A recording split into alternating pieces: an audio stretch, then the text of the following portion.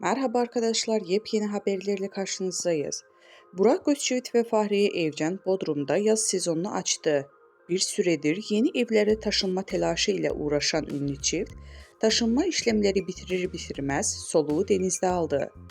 Gün doğumunda bir otelin plajında görüntülenen ünlü çift hem yorgunluk attı hem de adeten aşk tazeledi. Ünlü çift sabahın erken saatlerinde plaja geldi. Baş başa kahvaltı yaptıktan sonra sahile indi.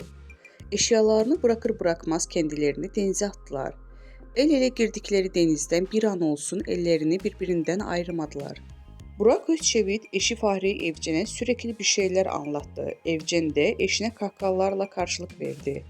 Ünlü çift baş başa kaldıkları denizde adeten aşk tazeledi. Fahriye Evcen mor mayosu ve fit haliyle göz kamaştırdı.